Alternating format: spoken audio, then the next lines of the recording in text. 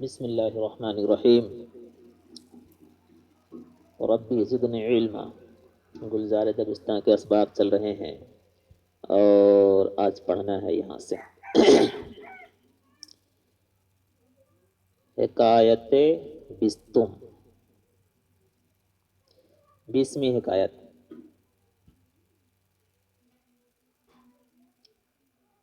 نقاش در شہر رفت و آجا پیش طبابت آغاز کرد۔ نقاش، ایک نقاش، نقاش بولتے ہیں نقش و نگار کرنے والا، نقش و نگار بنانے والا، آرٹسٹ جو ہوتا ہے اس کو۔ ایک نقش و نگار بنانے والا در شہر رفت، ایک شہر میں گیا، وہ آجا اور وہاں پیشہ طبابت آغاز کر دیا، ڈاکٹری کا پیشہ شروع کر دیا۔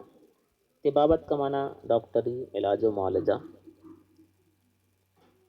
لفظی ترجمہ ہوگا اصطلاحی ایک آرٹسٹ، ایک نقش و نگار کرنے والا ایک شہر میں گیا اور وہاں ڈاکٹری کا دھندا شروع کر دیا۔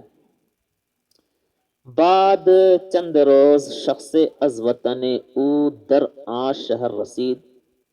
بعد چند روز، چند دن کے بعد، چند دنوں کے بعد، شخص، ایک شخص از وطن او، اس کے وطن سے، در آ شہر، اس شہر میں رسید پہنچا۔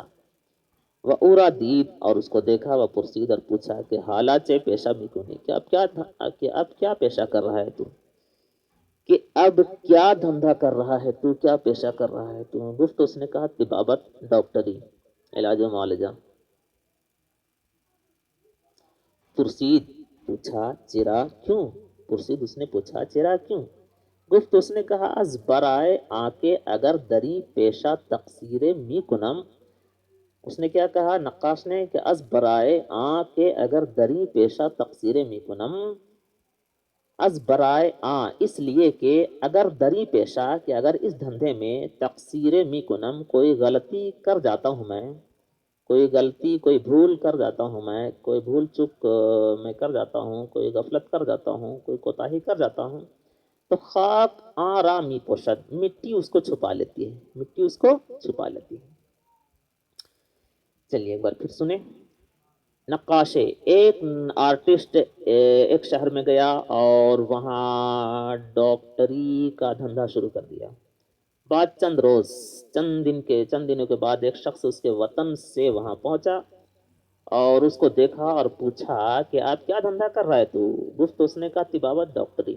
پرسید، اس نے پوچھا چہرہ کیوں؟ گفت، اس نے کہا از برائے اس لیے کہ اگر اس دھندے میں کوئی بھول چک کر جاتا ہوں میں، خاک تو مٹی، خاک آرا، مٹی اس کو می پوشت چھپا لیتی ہے۔ چلیے حکایت بستو و یکم، 21ویں حکایت۔ 21ویں حکایت۔ روز شخص باخود می گفت، ایک دن ایک شخص اپنے آپ سے کہہ رہا تھا، باخود می گفت، اپنے آپ سے کہہ رہا تھا، یعنی دل میں کہہ رہا تھا۔ ایک شخص اپنے آپ سے کہہ رہا تھا، لفظی معنی ہوا ایک، اور اصطلاحی معنی کیا ہوگا؟ ایک دن ایک شخص دل میں کہہ رہا تھا۔ مرادی معنی کیا ہوگا اس کا؟ ایک شخص ایک دن ایک شخص سوچ رہا تھا، یہ وہ مرادی معنی۔ کیا سوچ رہا تھا؟ کہ ہرچے در زمین و آسمان است ہما برائے من است، کہ جو کچھ زمین اور آسمان میں ہے، کہ ہرچے در زمین، کہ جو کچھ زمین میں و آسمان است اور آسمان میں ہے، ہما برائے من است، سب میرے لیے ہے۔ یہ سوچ رہا تھا سب میرے لیے ہے۔ خدا مرا بزرگ آفرید، خدا نے مجھ کو بہت بڑا پیدا فرمایا، خدا نے مجھ کو بسیار بزرگ، بہت مرتبہ والا آفرید پیدا فرمایا۔ درآں اسنا، ہاں کیا سوچ رہا تھا؟ کہ جو کچھ زمین اور آسمان میں ہے سب میرے لیے ہے۔ خدا مرا بسیار بزرگ آفرید، خدا مجھ کو بہت بڑا پیدا فرمایا۔ درآں اسنا پیشہ بربینی پشا بربینی او نشست و گفت درا اسنا، اسی درمیان میں، اسی اسنا میں مچھر بربینی او اس کے ناک پر نشست بیٹھا و گفت اور کہا تورا چنی غرور نہ شاید، تجھ کو اس طرح کے غرور نہیں کرنا چاہیے۔ لفظی معنی و اصطلاحی معنی، تجھ کو یہ غرور زیب نہیں دے رہا ہے۔ زیرا کے ہرچے در زمین و آسمان است، خدا برائے تو آفرید۔ کیا غرور کر رہا تھا؟ اس لیے کہ جو کچھ زمین اور آسمان میں ہے خدا تیرے لیے پیدا فرمایا، یہ غرور تو کو زیب نہیں دے رہا ہے۔ اما ترا برائے من، لیکن تجھ کو میرے لیے۔ ندانی تو نہیں جان رہا ہے کہ من از تو بزرگ ترم، کہ میں تجھ سے بہت بڑا ہوں، کہ میں تجھ سے بہت بڑا ہوں۔ روز شخص، ایک دن ایک شخص سوچ رہا تھا کہ جو کچھ زمین اور آسمان میں ہے ہما برائے من است، سب میرے لیے ہے۔ خدا مرا بسیار بزرگ آفرید، خدا نے مجھ کو بہت مرتبہ والا پیدا فرمایا۔ در اسنا پہ پشا بربینی او نشست، اسی اسنا میں، اسی درمیان میں مچھر اس کی ناک پر بیٹھا و گفت اور کہا تجھ کو اس طرح کا غرور زیب نہیں دے رہا ہے، تجھ کو اس طرح کا گھمنڈ زیب نہیں دے رہا ہے۔ زیرا کے ہرچے، اس لیے کہ جو کچھ در زمین اور آسمان میں ہے خدا برائے تو، خدا تیرے لیے آفرید پیدا کیا۔ اما تورا، لیکن تجھ کو برائے من، میرے لیے۔ ندانی تو نہیں دیکھ رہا ہے، تو نہیں جان رہا ہے، تو نہیں جانتا ہے، ندانی تو نہیں جانتا ہے کہ من از تو، کہ میں تجھ سے بزرگ ترم، زیادہ بڑا ہوں، بزرگ ترم، زیادہ بڑا ہوں۔ حکایت بیست و دوم، 22ویں حکایت۔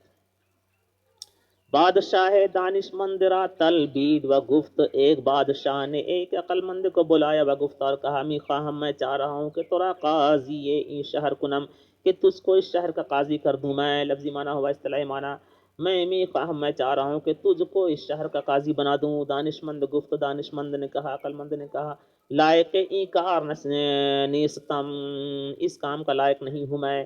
بادشاہ پرسید، بادشاہ نے پوچھا چرا کیوں؟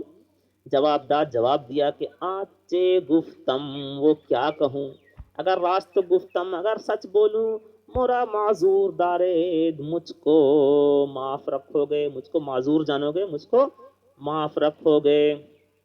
معذور داشتن کا معنی کیا ہوتا ہے؟ معذور کا معنی مجبور، ناچار۔ معذور داشتن کا معنی معاف رکھنا، قابل عذر سمجھنا۔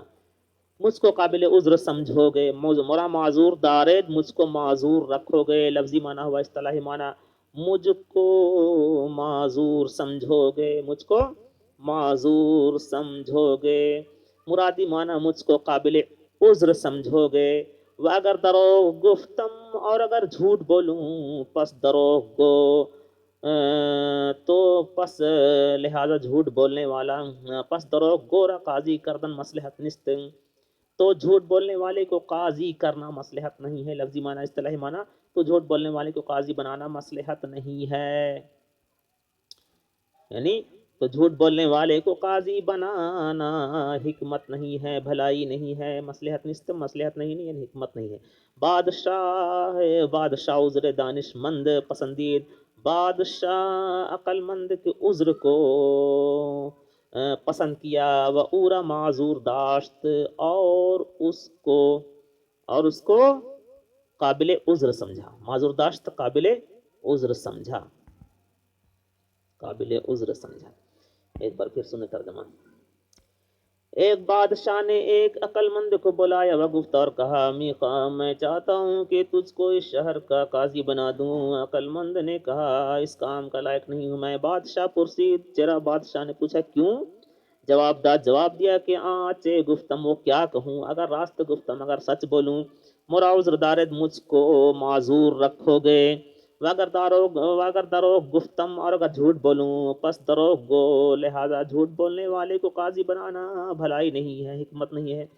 بادشاہ عذر دانش مند پسندید، بادشاہ نے عقل مند کے عذر کو پسند کیا، و اورا معذور داشتا، اور اس کو قابل عذر سمجھا۔ چلیے